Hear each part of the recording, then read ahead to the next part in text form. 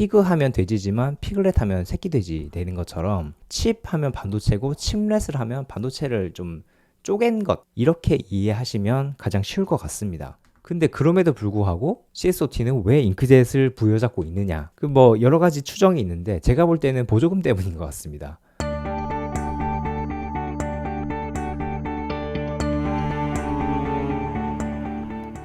안녕하세요. 한 주간의 테크 이슈를 정리해드리는 안석현의 테크나들이 6월 셋째 주 시간 시작하겠습니다.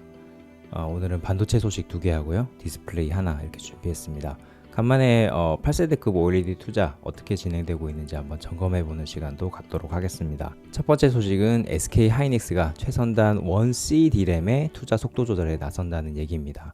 최근에 뉴스 보셔서 아시겠지만 SK 하이닉스가 굉장히 잘 나가고 있다는 건 아실 텐데, 잘 나가는 회사가 왜 갑자기 투자를 속도 조절을 하지? 좀 이상하게 생각할 수가 있어서 한번 관련 내용을 알아봤는데, 여기 보시면 둘 다 이제 국내 매체를 인용을 해서 트렌드포스가 소개를 했어요. 그래서 저도 한번 들어가서 봤습니다.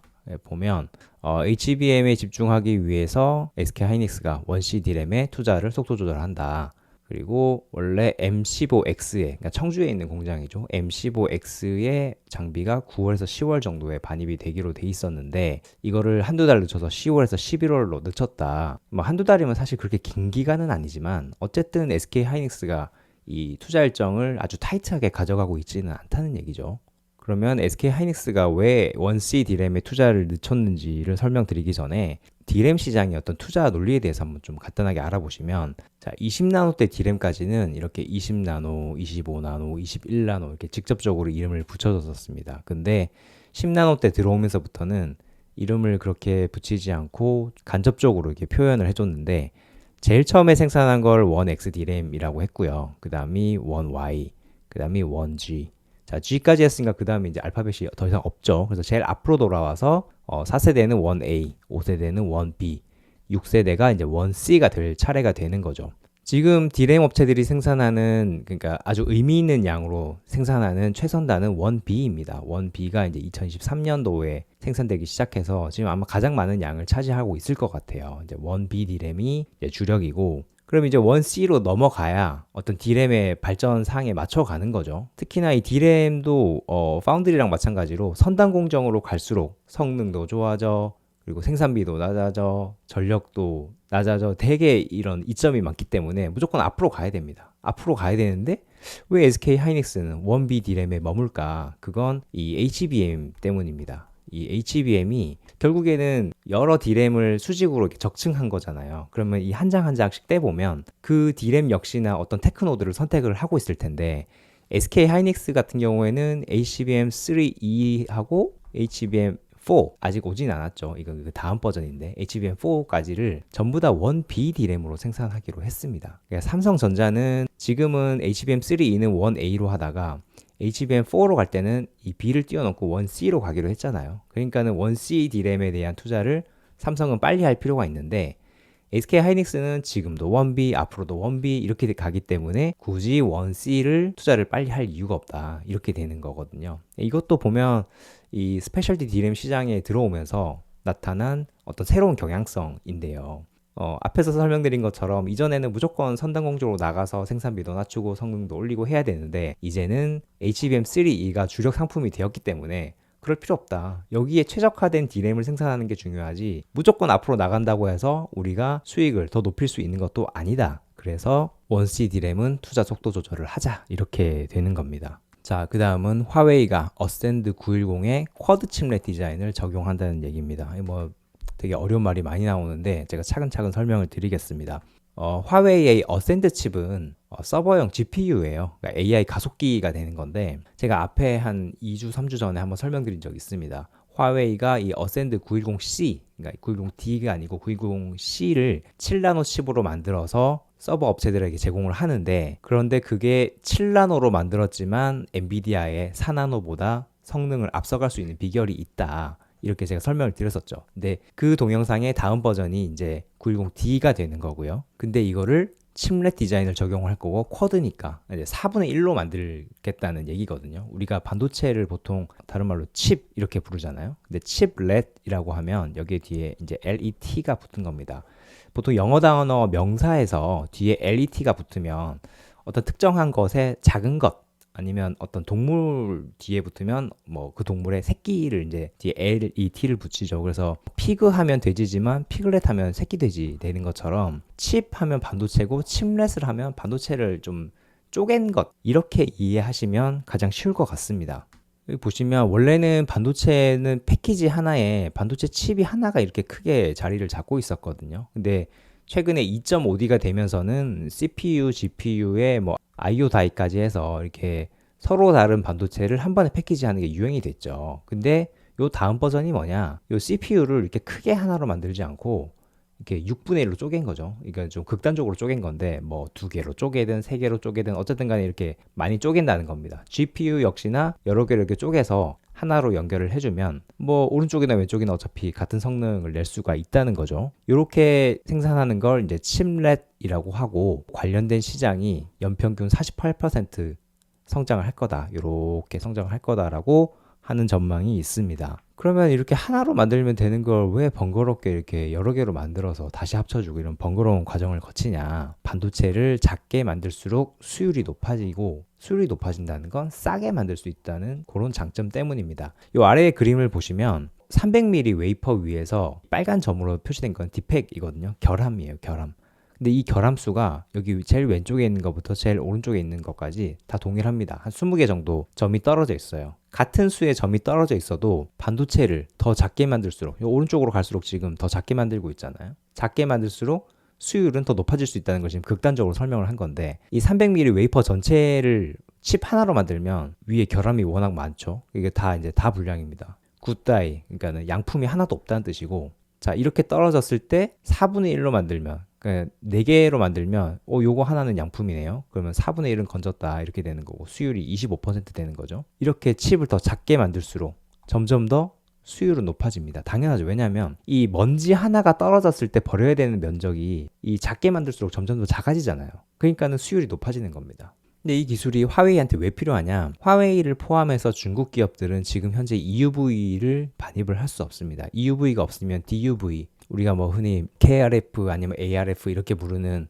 EUV 밑에 있는 노광 공정을 통해서 7나노 이하 반도체를 만들어야 되는 거거든요. 근데 이게 만들 수는 있어요. EUV가 없어도 7나노도 가능하고 5나노도 가능합니다. 그런데 대신에 공정수가 훨씬 늘어납니다. 여기 ASML에서 내놓은 자료를 보시면 7나노 반도체를 만들 때 EUV 9번 하고 DUV 19번 하면은 만들 수 있습니다. 총 28번 하면 만들 수 있다는 얘기죠. 노광 공정을. 근데 EUV가 없으면 만들 수 없는 건 아니야. 대신에 DUV를 54번을 해야 돼. 그러니까 스텝 수가 훨씬 늘어나는 거죠. 자, 28번과 54번의 차이거든요. 그러면 공정수가 26번이 늘어났죠. 이걸 이제 빼면 이제 26번을 더 해야 된다는 얘기인데 자, 그러면 생각해 봅시다. 어떤 특정 공정의 수율이 0.99, 그러니까 99%라고 생각해 보면 26번의 공정을 더한다는 얘기는 이거의 26승이라는 뜻이거든요.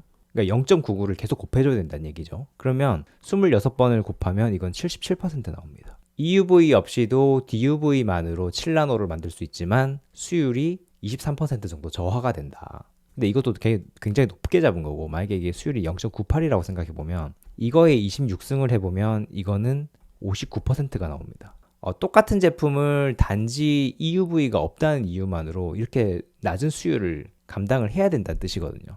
남들보다 수율이 낮은 59%의 수율을 받아들여야 되기 때문에 그거를 리커버 할 수 있는 방안이 뭐가 있을까를 생각해 봤겠죠. 그렇게 봤을 때는 요 칩렛 디자인이 아무래도 그 솔루션으로 채택되지 않았을까.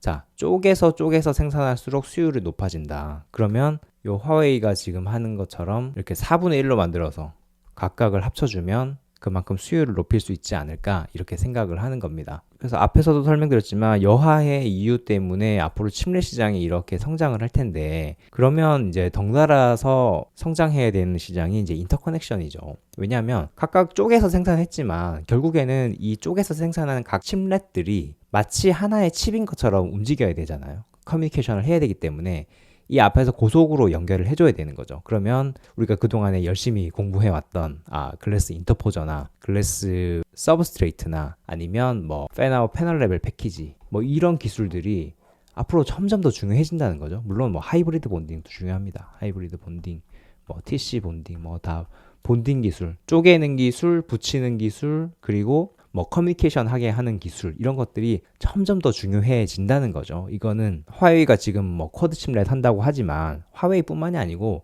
이런 칩렛 디자인은 뭐 애플도 하고 엔비디아도 하고 다 빅테크들도 다 고려하고 있는 사안들이거든요. 그러니까 앞으로 이런 것들이 더 중요해질 거다.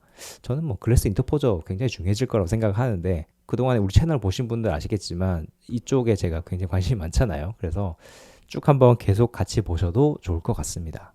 자, 마지막은 CSOT가 8세대급 OLED 투자를 어떻게 하고 있는지. 이거는 어디 신문 기사에 나온 건 아니고요. 최근 한 1, 2주 사이에 CSOT가 이제 8세대급 투자 관련해서 의사결정을 할 거라는 소문이 계속 들리고 있습니다. 뭐 국내에서도 들리고 아니면 중국에 있는 장비업체들 통해서 들어봐도 뭔가 임박한 것 같아요. 보면 삼성 디스플레이가 제일 먼저 8.6세대 투자를 했죠. 이제 2023년 4월에 의사결정을 해서 이제 쭉쭉쭉 지금 투자를 해오고 있고, BOE도 이제 23년 연말에 투자 발표를 해서 11조 원 뭐 투자를 했고, 비전옥스는 뭐 가장 최근에 이제 VIP 방식으로 일단 1단계 투자하겠다라고 의사결정이 내려져서 이제 투자가 본격화가 되고 있습니다. 그러니까 삼성, BOE, 비전옥스 했으니까 이제는 CSOT가 한다, 이런 의미거든요. 되게 좀 뜨악했던 게 CSOT는 잉크젯 기술로 투자하는 방안을 생각을 하고 있다 그래요. 그러니까 잉크젯이라고 하면 좀 한물간 기술 아니었어? 디스플레이에 계속 계셨던 분들은 잉크젯 뭐 되게 아이디얼하지만 뭐 양산성이 검증이 안 된 기술이 아닌가. 근데 CSOT는 굉장히 진지하게 연구를 계속 해왔습니다. 보면 저 광저우 쪽에 파일럿 라인도 있고 잉크젯 프린팅으로 뭐 양산한다, 이런 기사도 많이 나왔었고요. 잉크젯 기술이 뭔지를 좀 보면 뭐 말 그대로 인쇄하듯이 OLED를 만드는 겁니다. 우리 집에 보시면 뭐 잉크젯 프린터들 다들 가지고 계시잖아요. 보면 뭐 빨간색이 필요한 데다가 빨간 잉크를 떨어뜨리고, 초록색이 필요한 데다가 초록색 잉크를 떨어뜨리고, 그리고 청색 픽셀에 청색 잉크를 떨어뜨려서 각각을 이제 만드는 기술이에요. 원래는 지금 뭐 삼성 디스플레이나 LG 디스플레이가 쓰는 기술은 이 오른쪽에 있는 방식인데, 이 앞에 FMM이라고 하는 마스크를 대두고 여기 쭉 이제 기화를 시키면, 뜨거운 기물로 분말을 기화를 시키면 여기 파란색 픽셀, 그 초록색 픽셀, 빨간색 픽셀을 이게 옮겨가면서 만드는 거거든요. 근데 여기 보시면 아시겠지만 각 유기재료를 기화를 시킬 때 여기만 묻는 게 아니고 여기 다 묻는 거잖아요. 그래서 굉장히 재료 효율이 낮습니다. 이런 쪽은 다 이제 버리는 거라서 내가 필요한 건 요만큼인데 요만큼을 위해서 이렇게 다 전면에다가 증착을 하는 거거든요. 이 마스크를 옮겨가면서. 그래서 우리 이렇게 하지 말고 밑으로 필요한 데만 떨어뜨리면 굉장히 재료 효율이 높아지지 않냐. 그러면 결국에는 OLED를 싸게 만들 수 있다. 굉장히 이상적이죠. 근데 이건 이론상 가능한 거지, 삼성이나 LG는 이미 이 왼쪽에 있는 잉크젯 프린팅 기술이 안 되는 기술이라는 걸 판단을 해버렸습니다. 이거는 앞으로도 안 된다. 제가 삼성 디스플레이 출신 교수님께서 한번 강의를 한번 하는 걸 들은 적이 있는데, 그분이 삼성 디스플레이 계실 때 직접 이 잉크젯을 연구를 하셨다고 그래요.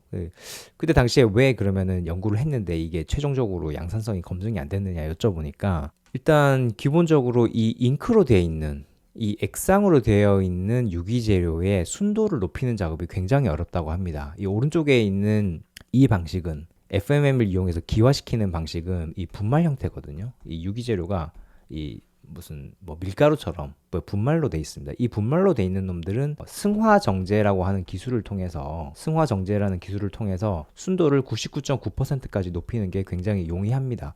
그런 기술은 이미 다 정립이 돼 있고, 물론 시간이나 이런 게 좀 많이 들긴 하지만 이렇게 순도를 높여서 굉장히 깨끗한 상태로 재료를 쓸 수 있어요. 근데 이 액체로 되어 있는 잉크는 아무리 불순물을 걸러내도 98% 이상 높일 수가 없다고 그래요. 그러면 기본적으로 잉크 상태에서의 수율이 98%이기 때문에 결국에는 어느 픽셀에 가서는 불량이 생긴다는 거죠. 근데 그런 것들이 아무리 잉크를 걸러도 되지 않아서 결국에는 그 데드 픽셀을 고치거나 아니면 데드 픽셀이 난 데를 뭐 수율에서 빼버리거나 하면서 비용이 오히려 높아진다는 거죠. 우리가 보통 잉크젯 기술의 또 다른 장점으로 진공이 필요 없다라고 보통 얘기를 하거든요. 이 오른쪽은 다들 진공 장비입니다. 이 이베퍼레이션 기술은 다 장비 내부에 공기를 쭉 빼고 진공 상태에서 공정이 진행이 되고, 잉크젯은 보통 상온 상압에서 공정이 진행이 된다고 합니다. 그러니까 온도도 내릴 필요도 없고 진공도 필요가 없다라고 알고 있지만 그게 실제로 장비를 운용을 해보면 상온 상압은 아니라고 그러더라고요. 그러니까 물론 기본적으로 상온 상압인 공정도 있지만 특히 베이킹 할 때, 그러니까 잉크를 떨어뜨리고 나서 굳힐 때 그때는 진공이 또 동원돼야 된다. 뭐 이런 설명들을 하셨습니다. 그러니까 이런저런 거 다 따져보면 결국에는 이렇게 하는 게 갑이다. 잉크젯이 좋다고 하지만 그건 이론상일 뿐이고 안 된다. 근데 그럼에도 불구하고 CSOT는 왜 잉크젯을 부여잡고 있느냐? 그 뭐 여러 가지 추정이 있는데 제가 볼 때는 보조금 때문인 것 같습니다. 그러니까 보조금을 받으려면 뭔가 앞에서 투자했던 삼성이니 비오이니 비전옥스니 이런 회사들하고는 다른 점이 있어야 될 거잖아요. 보시면 이미 디스플레이 업계에 이렇게 많은 8.6세대 라인들이 생기고 있기 때문에 장기적으로 궁극 과잉이 올 수밖에 없는 구조가 지금 돼가고 있어요. 근데 이런 상황에서 지방정부에다가 뭐 광저우 아니면은 뭐 우시에다가 투자한다고 하는데 지방정부에다가 우리가 이제 투자를 해야 되니까 8.6세대 투자해야 되니까 한 11조 원만 줄래? 라고 이렇게 얘기를 하려 그러면 그래? 그럼 너는 앞에 투자한 애들하고 뭐가 다른데? 라고 물어봤을 때 우리는 잉크젯이야. 우리 앞에 애들은 다들 이베포레이션으로 투자를 하지만 우리는 잉크젯으로 투자하기 때문에 앞에 투자한 애들보다 훨씬 싸게 만들 수 있고 좋은 조건으로 생산을 할 수 있어라고 설득을 할 수 있어야 된다는 얘기죠. 그래서 아무래도 잉크젯을 앞세우고 있는 거 아니겠느냐.